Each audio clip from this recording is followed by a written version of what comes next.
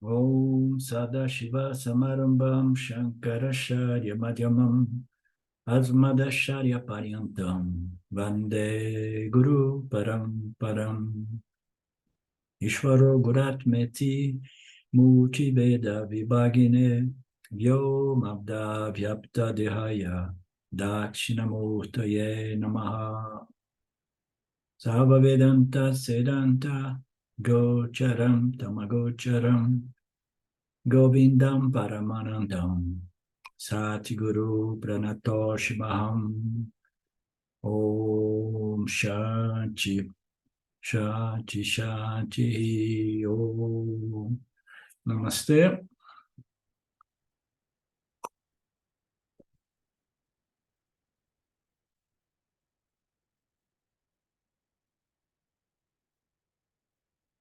So we covered several mantras, and then before we enter in the most important, which is the mantra 7, Gaudapada presents some Karikas that were somehow structured in a way to shed some more light on the first 6 mantras.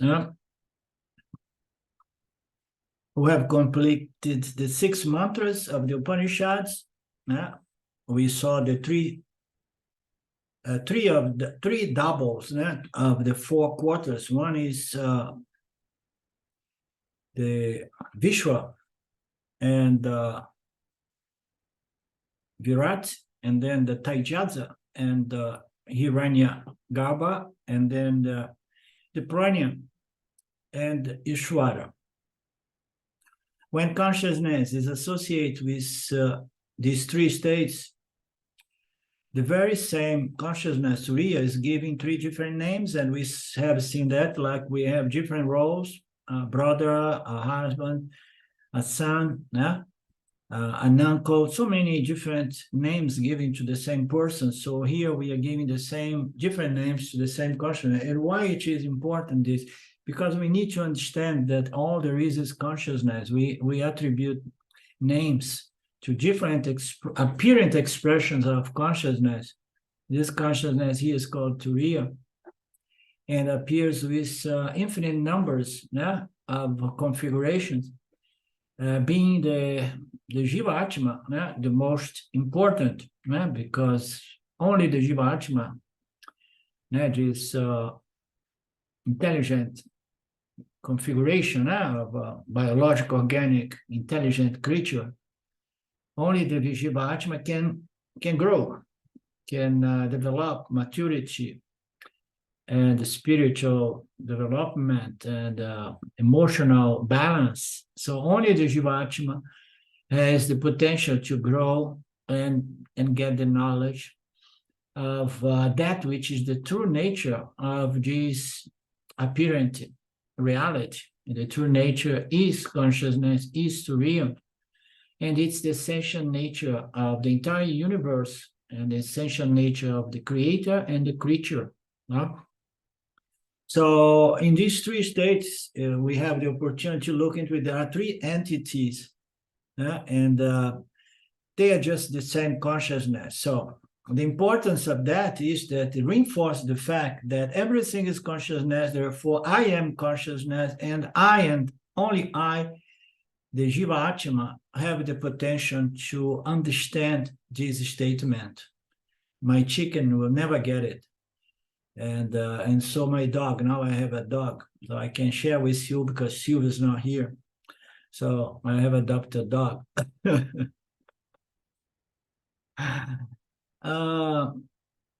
So we are consciousness. We appear as 3 entities, but it's the same consciousness.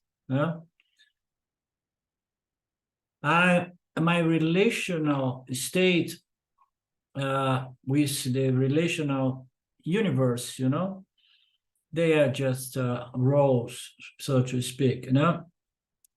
All there is this consciousness. So we have seen that in the Karika 1. The most important part is that there are no many selves, there are no many consciousness, there are no many turiyas, there are no many atmas, there are no many brahmans.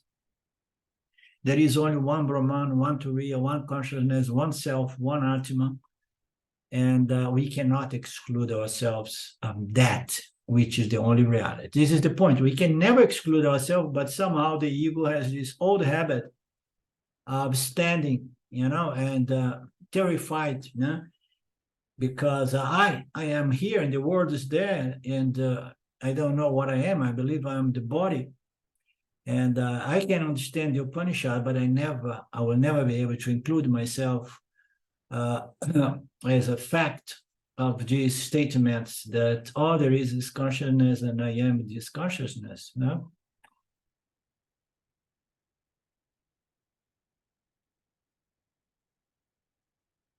Karika 2, Visva is in the opening of the right eye. Taijasa, however, is within the mind. Prajña is within the space, within the heart, is the space within the heart. And the same consciousness is placed in the body in these three different ways, or three different bodies, though it's again saying the same thing, but presenting a concept which, as it seems, it appears in some of our scriptures or Upanishads. I don't find it extremely relevant, but for some it may be. It presents locations in the body. It says that the Visva is appearing within the right eye. So the scriptures say that the right eye is more sacred than the left one. So immediately when I read it today, I closed my left and right to see which one is my best eye, And both are fading, but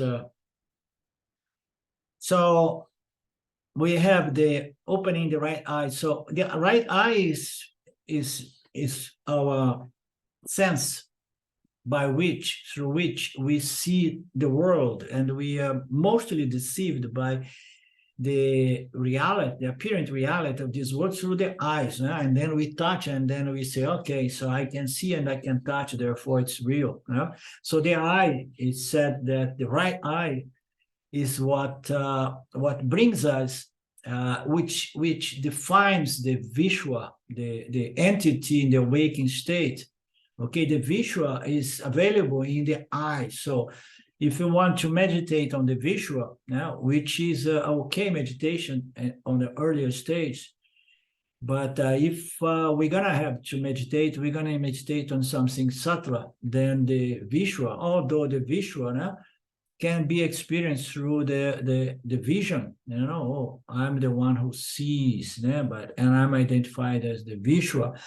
And then it says, but there is also the subtle body, and the Taijasa experience the inner world through the subtle body. The Taijasa has no sense instruments to reach anything, but it has the mind, which is the sixth instrument, or the sixth sense. The mind has a power to access another dimension or universe, which is the dream world, and see everything. And then if we want to meditate on the Taijasa, we just meditate on the entity experiencing this inner world, okay? And this can a meditation that can be done with closed eyes, just seeing how easily the Visva is also Taijasa, because it dreams while awake as well. It's enough to try to meditate, and then you start seeing your inner world. And then it says that the Prajña is the space within the heart. Swami Paramarthananda is going to say some about this, and it's the same consciousness. This is the important thing. And because the Karikas now are going to have a twist by which we're gonna be meditating on these three entities, and then later on meditating on the symbolism behind the three letters that makes Aum. So this aspect is not the one I find the most relevant in the Mandukya Karika, but since we are committed to go through the entire text,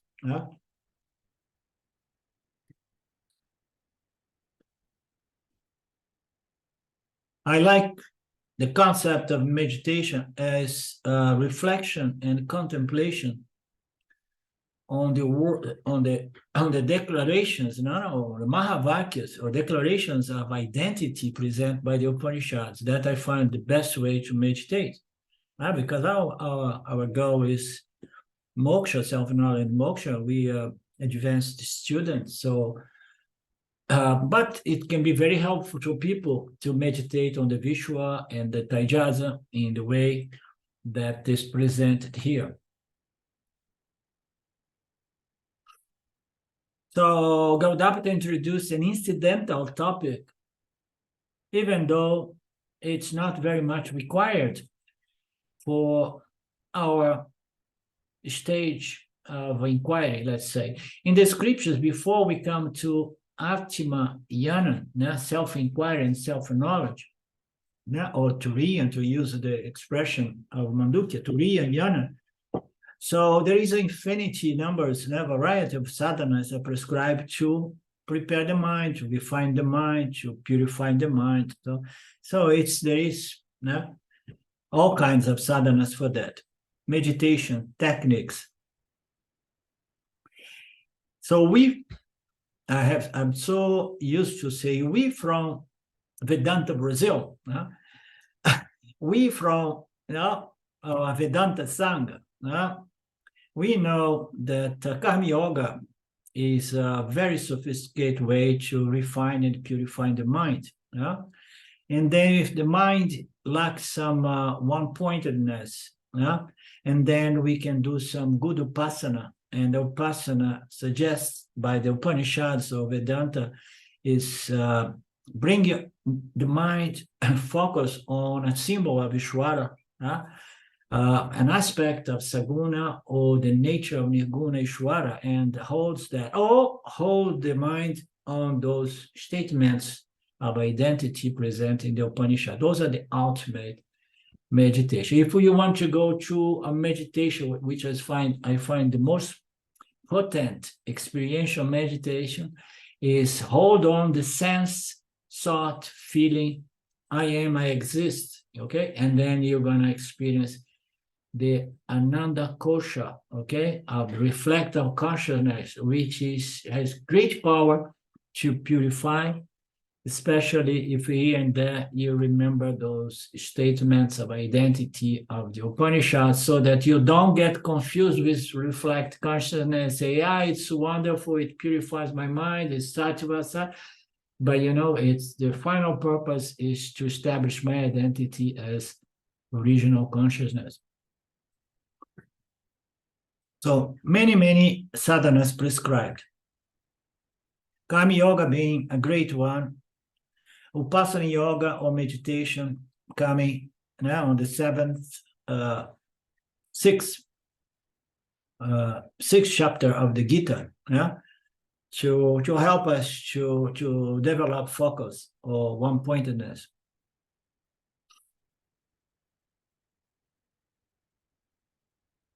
And here you can meditate on these three of the four quarters, on the and then you see from the experiencing entity, the Visva, and then Taijasa and Prajña, or you meditate on the three universe, on the macrocosm, Virat, Hiranyagarbha, and Ishvara. So the microcosm and the macrocosm. So in the example of the wave and the ocean, the sense nature of the wave, the microcosm and the ocean macrocosm is but water. The macrocosm upasana from the standpoint of the common factor is presented here. So you are looking at the Visva and Virat. So you have an opportunity to hold on to your vision, right eye vision, and identify the Virat as the one who sees the phenomenal world. And then on the macrocosm, the phenomenal world appearing as Virat. And we're gonna receive some hints on how to make those meditations, those sadhanas. always remember that the point, the ultimate point here is to identify the common factor, which is Turiya, consciousness, pervading as the essential nature of the Visva as well as Virat, the physical material universe. So the same way that we see the wave and the ocean, they are the same thing in water. And similarly, we talk about Visva Virat as Aikiha, oneness. So there is no separation between Visva and Virat, the same way there is no separation between the wave and the ocean. The wave is not separate from the ocean, and Visva is not separate from the universe, and the universe here is found either in Ishwara, the ocean, or in Brahman consciousness or water, which is the essential nature of Visva and Virat. Visva consists of the gross body, and Virat consists of the gross physical universe. What's common in both is the gross nature. So we are analyzing really on the lines of the identity of the wave with the ocean, meaning to say the wave is resolving itself in the ocean, and it's easy for us to understand that waves are but ocean. So in the same way here, we have the common ground is the physical material elements. What's common to both is the element, the gross nature, the elements. Both Taijasa and Hiranyagarbha are essential. What is essential to them? The subtle elements, the subtle energies that makes up the subtle world. Since I am Visva, Taijasa, and Prajña, I invoke Virat, Hiranyagarbha, and Ishwara upon Visva, Taijasa, and Prajña. So I make an effort to resolve my identity as these three experiencing entities, in their respective universe, okay? So I resolve myself as Visva into Virat, which is the universe. I resolve myself as the dreamer in Hiranyagarbha, which is the subtle or the mental universe, and I resolve myself the sleeper in Ishwara. Are we all following?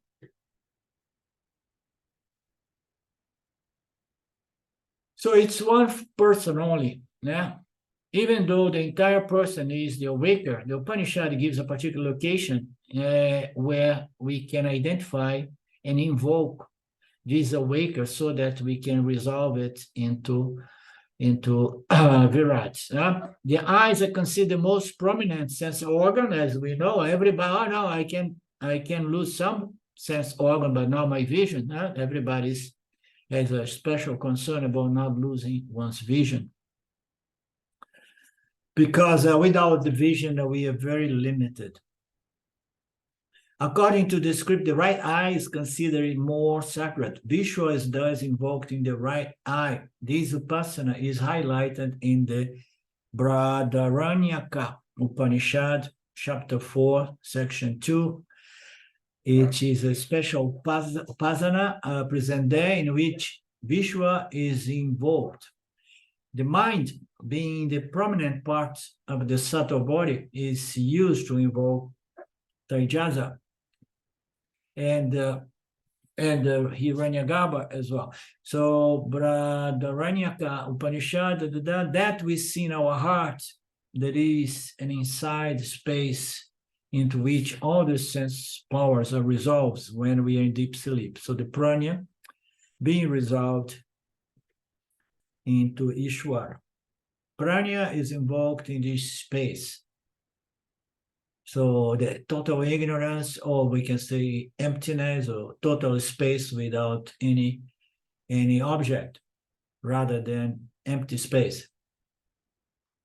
So we have three aspects of our human bodies, the three bodies, the causal body, subtle body, and the physical body.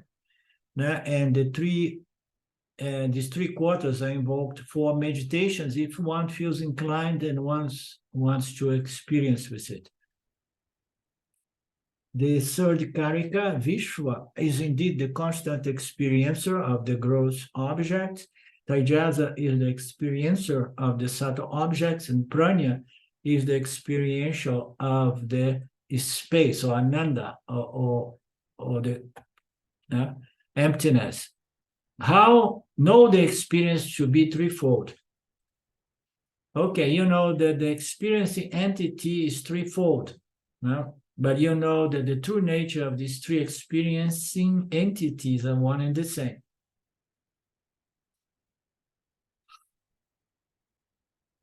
For each one of these three universes, we need a specific body, and Swami Paramarthananda here and there, over the years, he touched this subject in some of his class, saying, likewise, if we want to tap into some higher locus, for each one of these higher locus, we need a distinct subtle body as well. I tend to understand that it's one and the same subtle body, but vibrating differently. You understand? Different frequency of vibration according to our level of purification.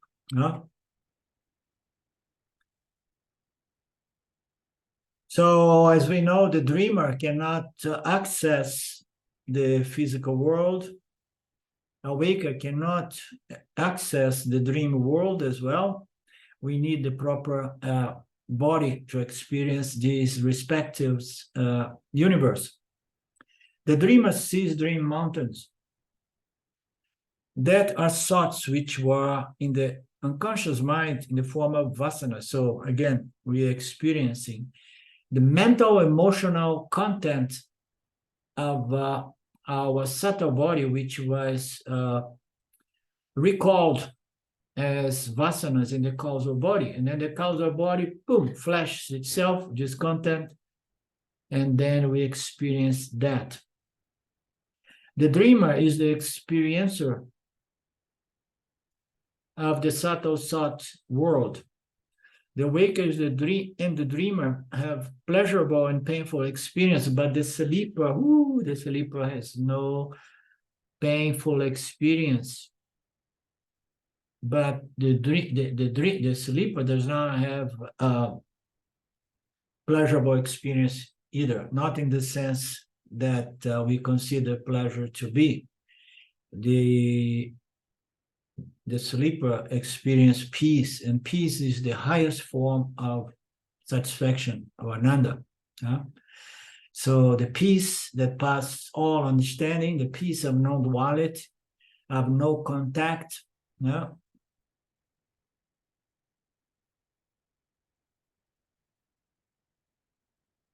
During sleep state, all the sheets, all our koshas, all 5 aspects of our human experience, they are suppressed, with the exception of the pranamaya kosha, without which the body dies overnight. And of course, anandamaya kosha, which is the causal body, somehow holds the pranamaya, and then the pranamaya makes a deal with anandamaya and say, okay, I'm going to sustain you in your anandamaya kosha as well, because I'm here to serve. I pervade everything here, the pranas. So in that sense, we give away our sleeping body, our dream body, and the organs by which I experience those respective universe.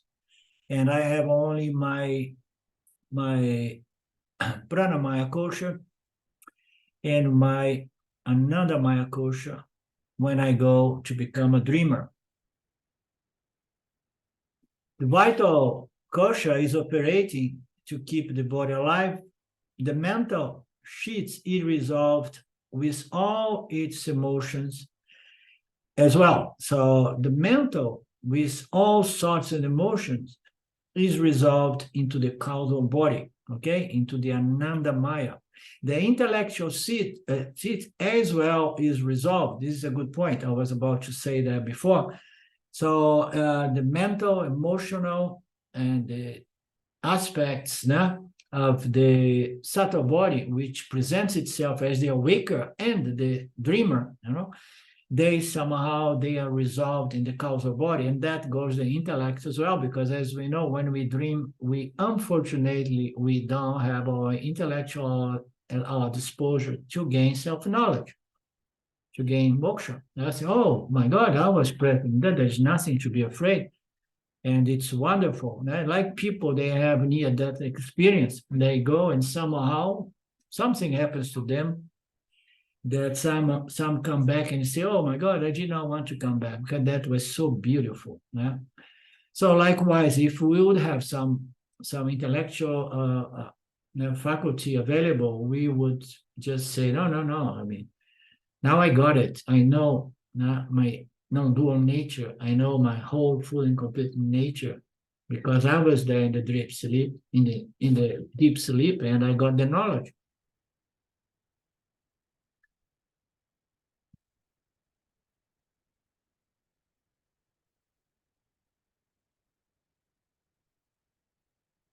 It is a sort of undisturbed condition or state. When we are in the causal body in which there are no disturbance, we experience Ananda, Atmananda, which is the original nature of Atma, which gets reflected in the calm mind that is resolved in the causal body. Okay?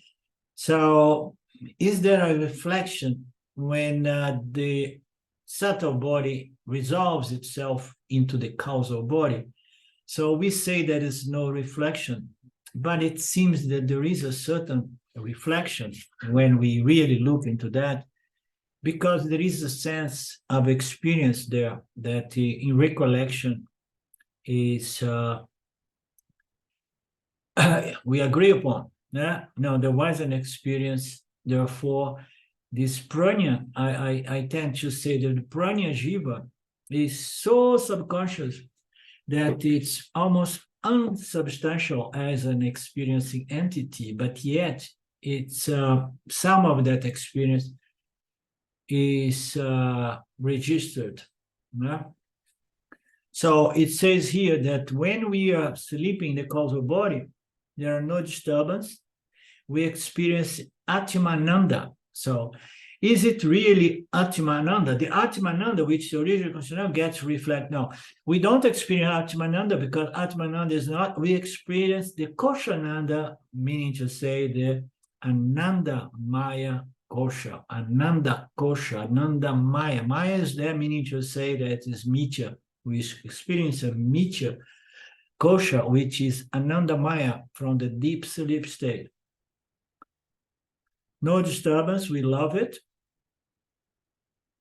And this Atma Ananda, which is the original nature of the self, gets reflected in a calm mind that's resolved in the calm. The reflection is almost unsubstantial. The mind is not conscious. If it was conscious immediately, it would experience tangible duality, which would activate one's ragas and dveshas, desires and aversions. But it does not. There is a very subtle reflection in the calm mind, in a mind that was resolved into the causal body, in which there is almost no reflection. Therefore, there is no usual reflection, experiencer, experienced, knower, and none. It's the mind was resolved in the causal body, but it seems to me that there is still a certain reflection. That reflection allows us to say, I was there and I enjoyed that experience. The sleeper is the experiencer of this reflect Anandamaya Kosha. The sleeper is the experience of the reflected Anandamaya Kosha.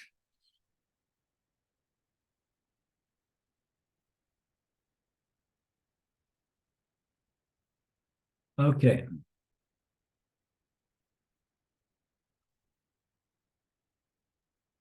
The sleeper experience. In the second chapter of Taittiriya Upanishad, the four important difference between the original and reflect happiness or ananda are discussed in the section on the bliss sheets. So there are four differences between original ananda and reflect ananda.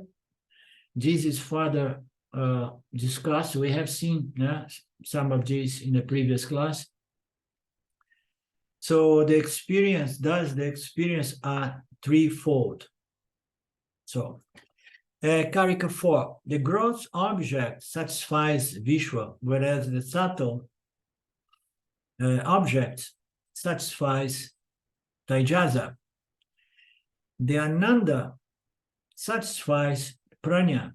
Know the satisfaction to be threefold. Again,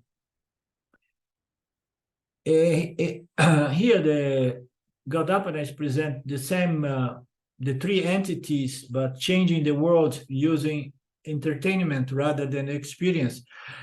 Instead of being presented as the experiencer and the objects of experience, he presents the object experience as entertainment, which somehow distracts the jiva in those three conditions, in those two conditions, in sleep, no.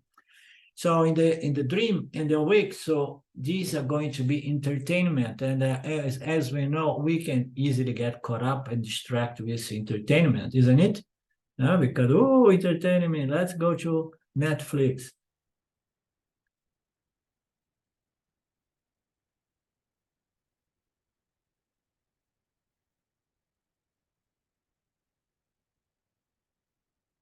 And then here it says that the reflect ananda from the causal body of the sleeper entertains the sleeper. Yeah, the sleeper is almost unsubstantial.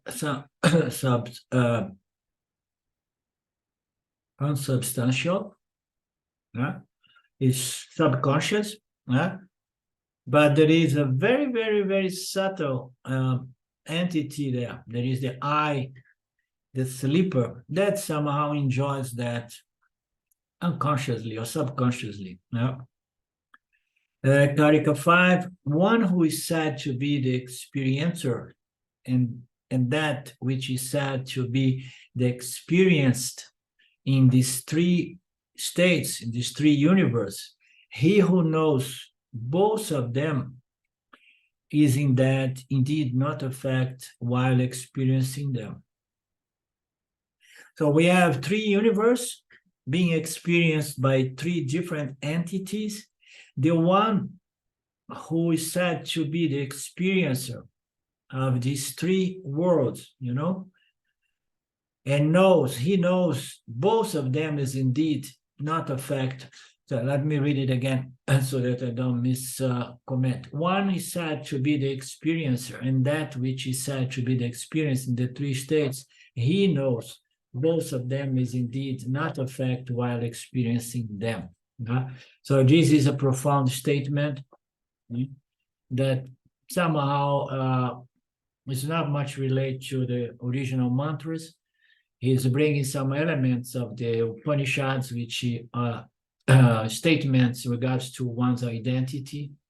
So one who is the true nature of the three experiencing entities, that true nature of the three experiencing entities is the true experiencer. I am the experiencer without which these three entities cannot experience anything. So he who knows both of them, I know my experiencing entity in the wake state and the world I experience in the wake state. I know my dreamer entity and the world I experience. So if I know these agents, these instruments of experience and the objects experience, if I know them, I must be something other than them. Therefore, I am the true experiencer, is conscious witnessing experience, which is not an experiencing entity, but it is the true experiencer. He knows both, each one of those doubles, and of them, and indeed is not a fact while experiencing them. So as we know, the dreamer is a fact when the dream goes south, when the dream is really terrifying. So the awaker is a fact when the paravada is challenging as well. The sleep is only a fact when he wakes up to become the awaker. This night happened to me. I was sleeping so good, and then I woke up and said, "Oh my God, must be 3 or 4." And then when I look at it was 1 o'clock, I say, "How come? Why I came out of that space at 1 in the morning?" Usually I get up at 4. I wake up at 4 or 5. So we know those 3 entities, they affect by experiencing. So the dreamer is not really a fact, he's enjoying Ananda Maya Kosha, but when that goes, because anything within Maya has a beginning and the end, middle and end. So, but once we know that we are none of these 3 doubles, and then we are good. We are not a fact while experiencing them. So because consciousness is not a fact, but my awaker gets a fact, my dreamer gets a fact.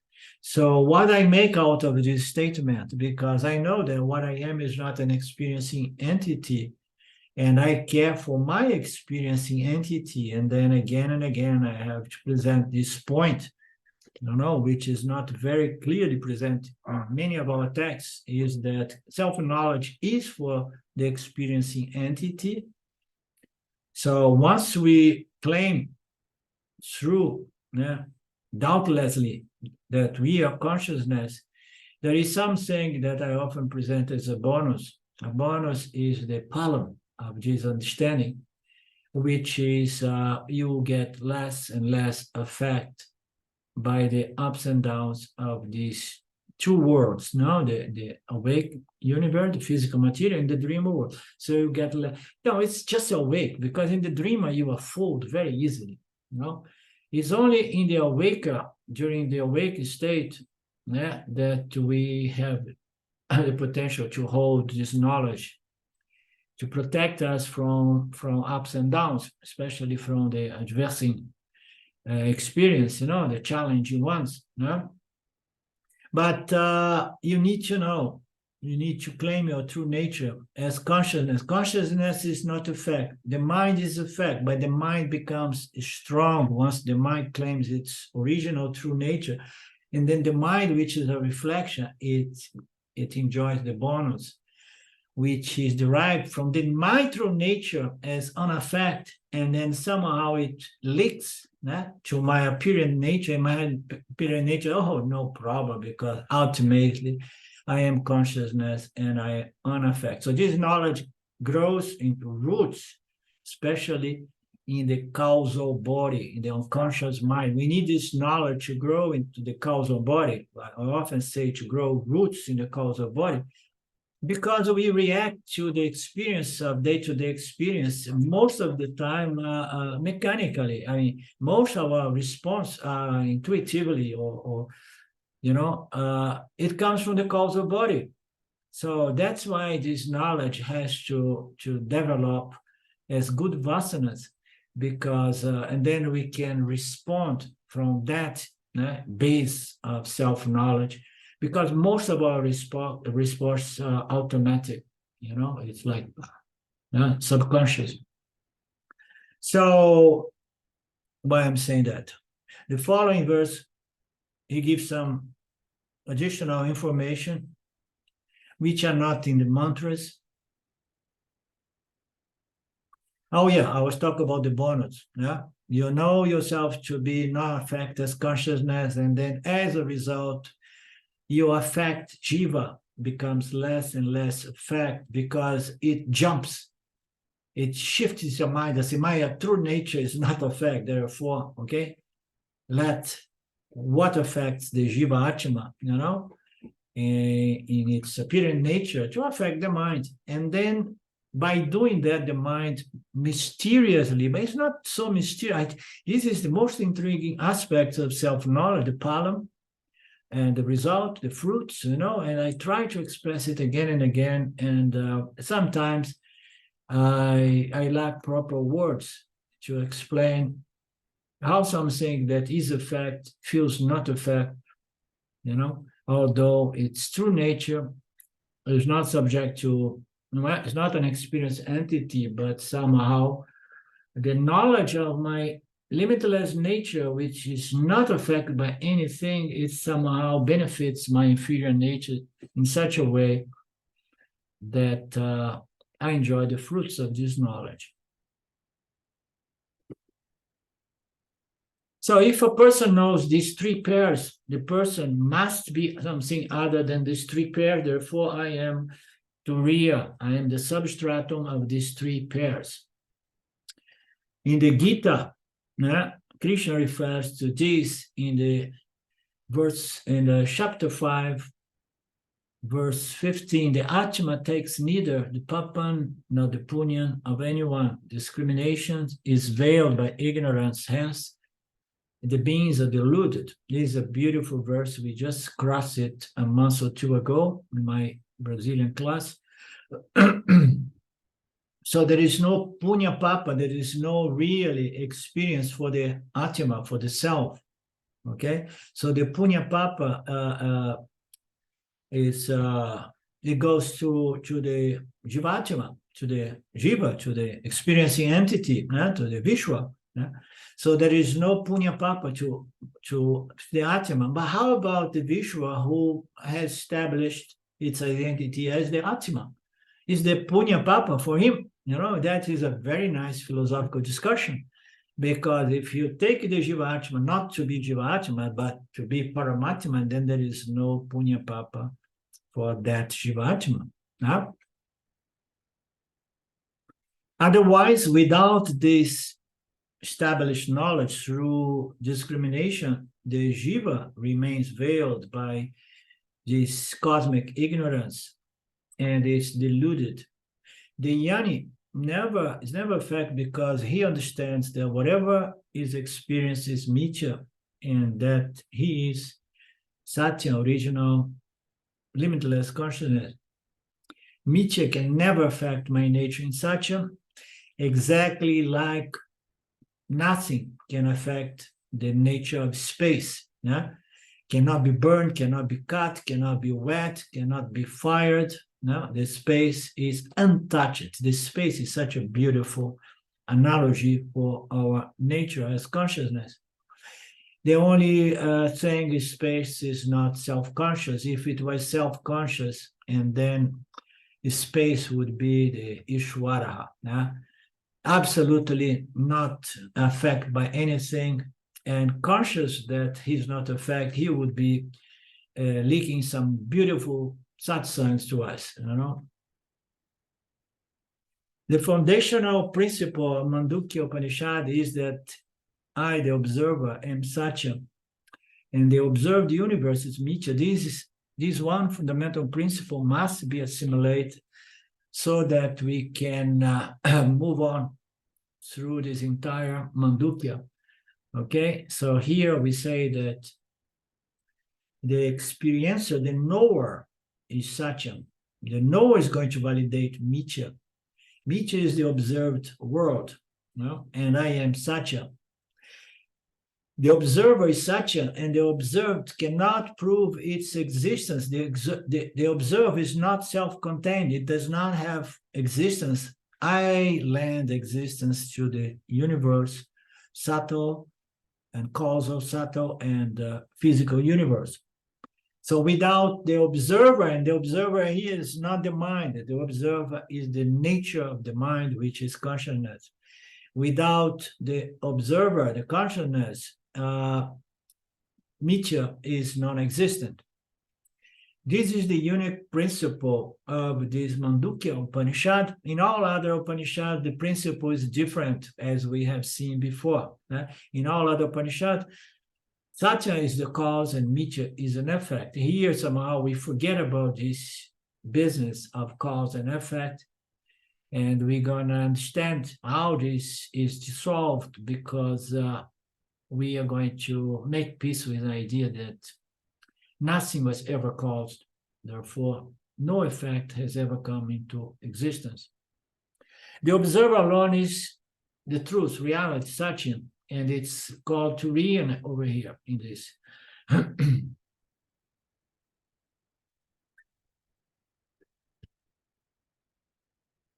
It is an established fact that origination is only for those beings which are existent.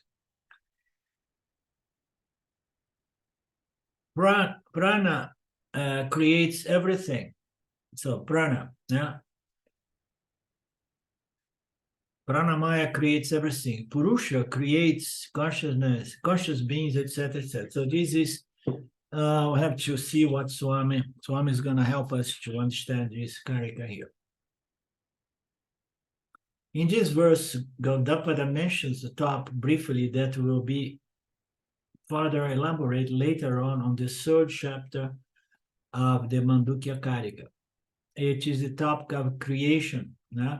And here it says that prana creates everything, the primordial energies, and Purusha, is maybe the intelligent cause, no? The knowing cause, and Prajña is the energetic cause. No?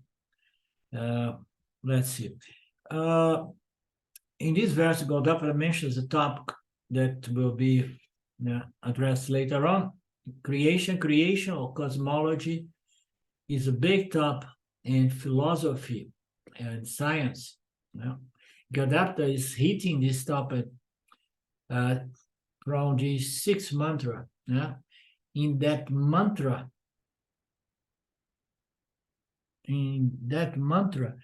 the third quarter was talked about, which is Atma, associated with the causal body and the causal universe. In sleep, everything is resolved in the resolved condition. During sleep, even though we experience blankness or emptiness, sleep is not blankness. This is an important point. Mandukya Upanishad says that everything is there in potential latent condition. Therefore, we never say that reality or anything close to reality is close to emptiness or nothingness. No? Everything is there, therefore it's the fullness of the macrocosmic causal body in which the universe appears and disappears. It's either there in potential condition, or it's there physically, materially, or mentally manifest. From that potential condition alone, our experience in dream and awake states arise. Therefore, we are making an important conclusion that if you have to create anything, that product must exist in potential form. This is an important Vedantic principle. Everything is already in there. There is no discovery, there is no creation, there is no invention that was not there already potentially, okay? Because this is knowledge, intelligence, design, universe. And whether we have knowledge of the way Ishvara projects, sustains, and destroys things from time to time, whether we have knowledge of that or not, it does not affect the fact that Ishvara is there as the totality of all knowledge. So therefore, everything exists. Everything, if you have to create anything, you create because it was already in there. No, it was already in there, waiting for you to tap into that knowledge and say, oh my God, I have made a great discovery. No, you did not. You just tapped into something which was already there. If out of a lump of clay, you were able to create a variety of clay wares, where all those forms have to be in the clay in potential form. A sculpture as well is already there potentially now, of stones or marble or anything. Does creation always exist, which means that there is no creation of anything. We are marching towards the fundamentals of Mandukya. Nothing realmente is created because everything is already there in the macrocosm. Okay, from the unmanifest to the manifest, and then back to the unmanifest. There is no linear manifestation, creation. It's a cycle. And nothing is really created because it was already there in the macrocosm causal universe. So there is no creation at all. What is called creation is a misnomer because matter cannot be created nor destroyed. And we know that from science. Scientists have got that long ago. Né? You can never destroy energy, matter, né? And it remains as potential, as energy. What is unmanifest form coming to manifest is wrong called creation. When butter is made from milk, it's only the unmanifest butter in the milk that came out. So the butter was already there potentially, yeah? But we need to do some physical exercise to bring out the butter. Otherwise, if butter can be newly created, it can be done so like anything else. Mr. What the name of the guy?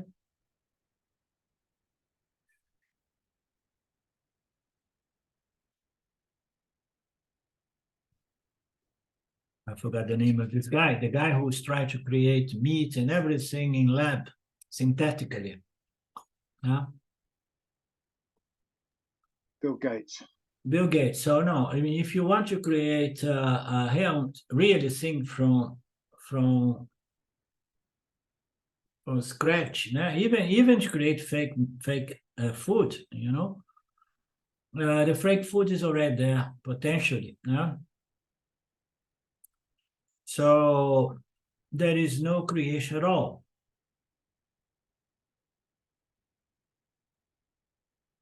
Otherwise, if butter can be newly created without milk, let's make butter from petroleum.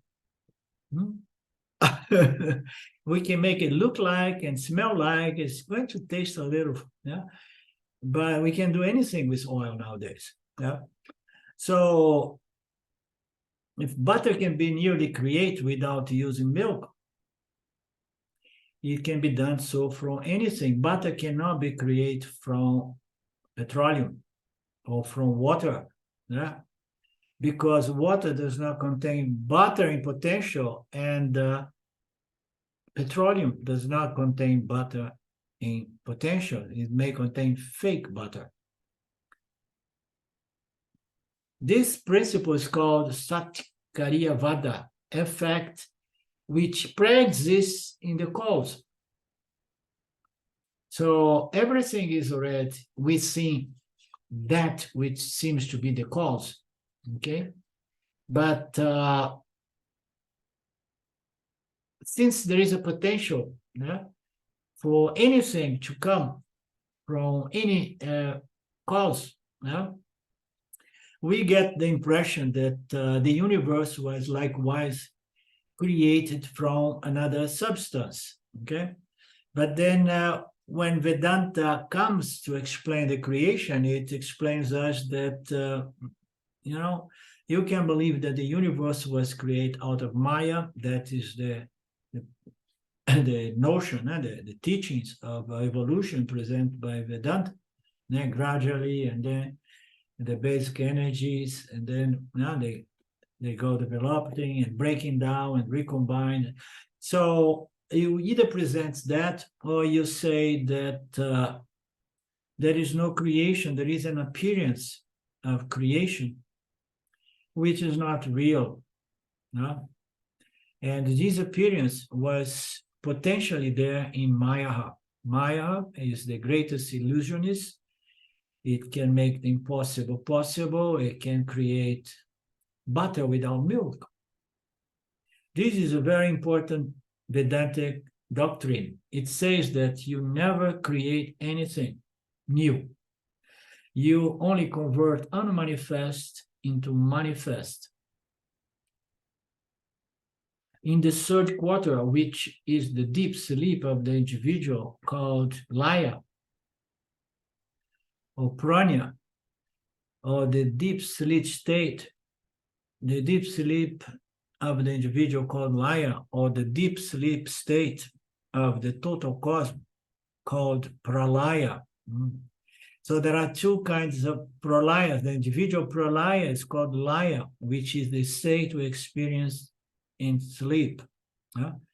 And then when Maya is tired of all these things, he said, no, I'm going to take a good sleep a few million years. And then we have no choice. We cannot say, no, you can sleep or stay. No, without Maya, there is no possibility that this magic show sustains itself. So it's called pralaya. Everything disappears but remains in the potential form, potential condition. The whole 5 elements are also present in potential condition during the big pralaya. That potential material, that potential principle form of the material creation is called Maya, Prakriti, Mula Vidya. Tem several names, Shakti.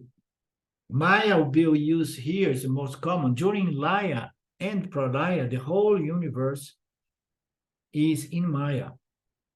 That's why we say every human experience receives the name Maya, Manomaya, Pranomaya, etc. Yanamaya. So during Laya and Pralaya, the whole universe is in Maya seed.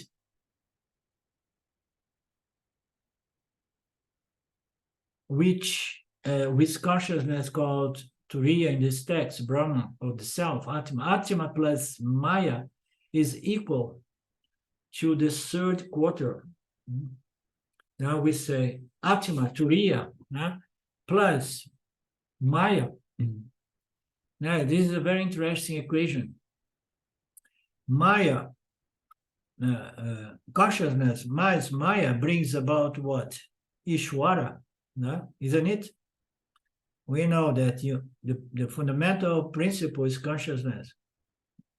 And then out of consciousness, there is Maya, and Maya, it tries to superimpose something on this consciousness, and then when Maya starts bringing about these energies, it brings about Ishvara, which is the third quarter. Okay, so the macrocosm universe, the knowledge of the entire universe. Unmanifest, because unmanifest is equal to the macrocosm causal universe. Okay, one time at the very beginning of my association with James Schwartz, I asked him this question, and he said, yes, the same thing. Okay, the unmanifest is the macrocosm causal universe, which is Maya.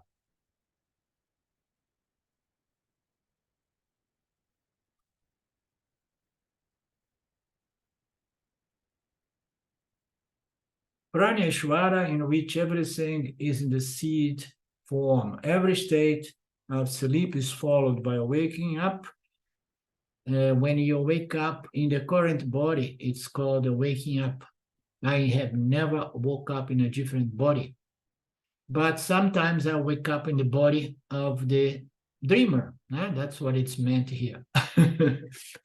Just imagine I'll wake up in Mark's body.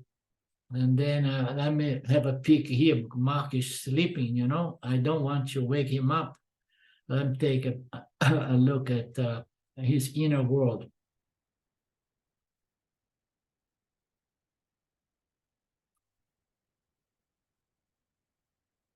Okay, if you wake up in some other body, it is called rebirth. Oh, yes. Manifestation follows every dissolution, you know? So it's a cycle. At the time of manifestation, everything dormant rises back, everything in the potential form. What happens to consciousness? Consciousness does not and cannot do anything because it is the principle, the fundamental knowing existence principle, the only reality, which does not undergo any change. When the body-mind complex manifests, consciousness lends this reflect consciousness to the body-mind complex. Thus, as many minds there are, so many reflect consciousness will be there. Human consciousness, cat consciousness, chicken consciousness, dog consciousness, plant consciousness. So wherever there is a subtle body, there will be a reflected consciousness. Gaudapada says that objects that exist in potential form in the Prajña, Ishvara, referred to the sixth mantra, become the manifest world. So the creation is like that. It's more like present instant creation. Boom, you woke up and then the universe appears, your thoughts, your mind, your body. So it's from the causal to the physical, passing very quickly through the Hiranyagarbha, which is the mental universe, subtle universe, to become the manifest universe. Unmanifest world is as good as non-existent world because it's not available to be used and it's not available to be known. When we are there, otherwise everyone would come with self-knowledge from a deep sleep. Okay, my dears, we stop here. Today is Friday. We meet again this coming Monday, the same time, Ishvara allowing. Silvia is in Italy. She will take a while to come back. Today was the funeral of her very close uncle. And her father is in the hospital. So we don't know when we're going to have her back participating, and much less back in here. Hopefully soon. Om Purnamada Purnamidam Purna Purnamudachyate Purnasya Purnamadaya Purnamevavashishyate. Om Shanti Shanti Shanti. Namaste. Thank you, Ishvara. Thank you, my friends. Bye-bye. Thank you, Arlindo. Meet you soon. Bye-bye. Thank you, Arlindo.